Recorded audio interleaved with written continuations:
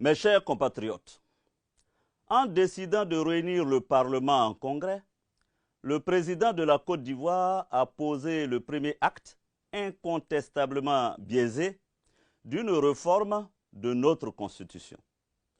Je salue, une fois n'est pas coutume, la décision de se conformer enfin aux dispositions de notre loi fondamentale qui lui interdisent formellement de briguer un troisième mandat.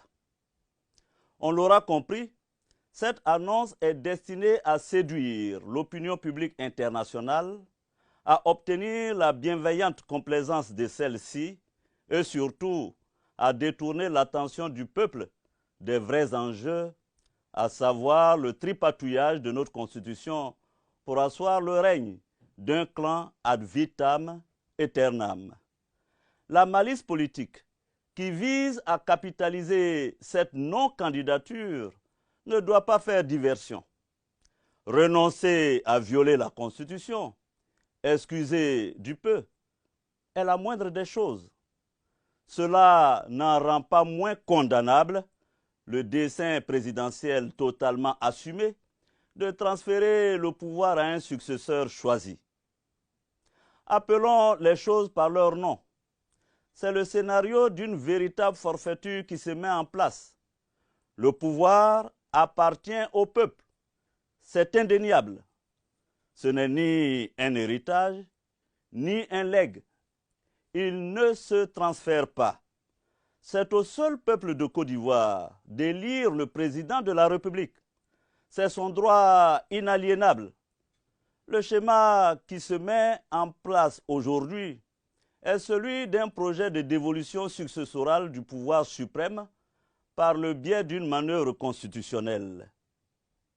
Ainsi, ce régime ne se contente pas de museler ses opposants, d'emprisonner des députés sans la levée de leur immunité parlementaire, ni de mettre la justice à sa botte. Il manipule notre loi fondamentale 3 ans seulement après son adoption par référendum en la triturant au nom de petits calculs électoralistes.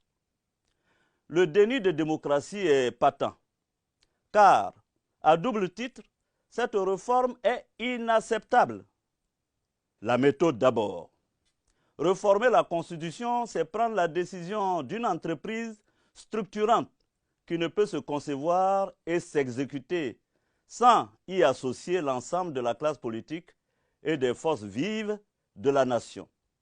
Pour ma part, j'estime qu'un pouvoir loyal et responsable ne peut prétendre engager un tel chantier sans privilégier une procédure référendaire seule à même de susciter une large adhésion et lui conférer une réelle légitimité. La Constitution appartient à tous les citoyens. Ici, c'est un homme seul qui, de façon autoritaire et sans la moindre concertation, décide de la soumettre à son bon vouloir. Le temps, ensuite. À cette démarche singulière s'ajoute une gestion du temps parfaitement inique. Ainsi, en Côte d'Ivoire, on réforme la Constitution moins de 7 mois avant une élection présidentielle.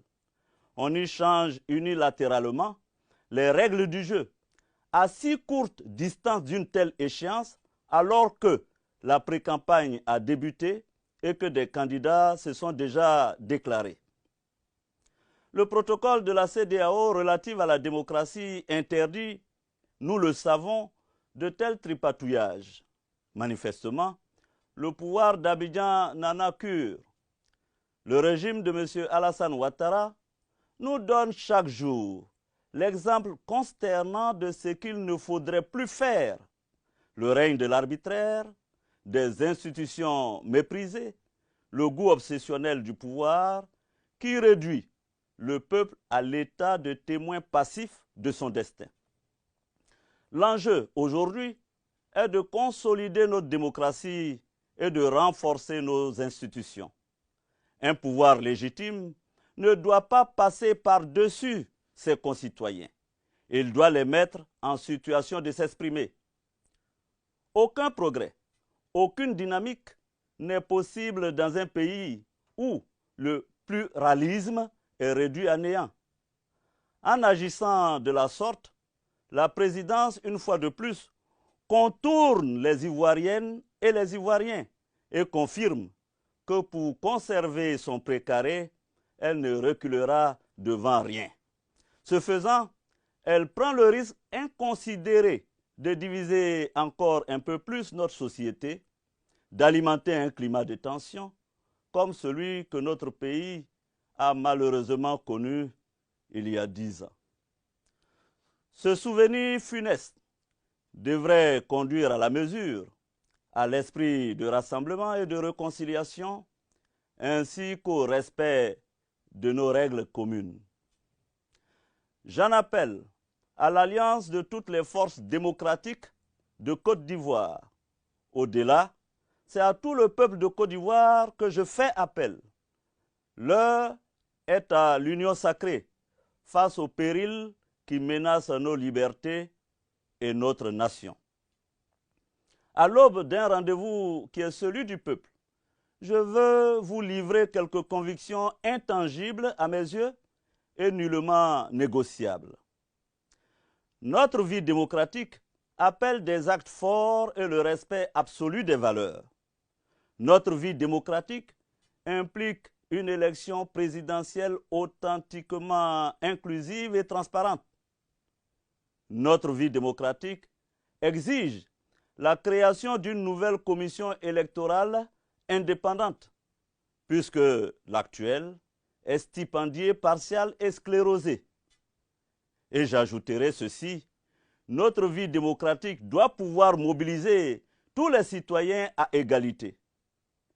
Si je me suis engagé à la gratuité de la carte d'identité pour tous, c'est parce qu'une nation doit traiter ses enfants sans discrimination ni exclusion, leur reconnaître les mêmes droits, leur permettre d'accéder aux mêmes références et aux mêmes symboles. Je suis candidat à l'élection présidentielle d'octobre 2020. Vous le savez déjà. Et avec vous, je la gagnerai. C'est manifeste. Je ne le suis pas pour moi-même. Je suis candidat pour que demain, le peuple accède au pouvoir. Ensemble, si vous le voulez le décider, je vous le promets, nous ferons de la Côte d'Ivoire une démocratie que d'autres pays en Afrique et dans le monde citeront en exemple. Dieu bénisse notre nation, Dieu bénisse son peuple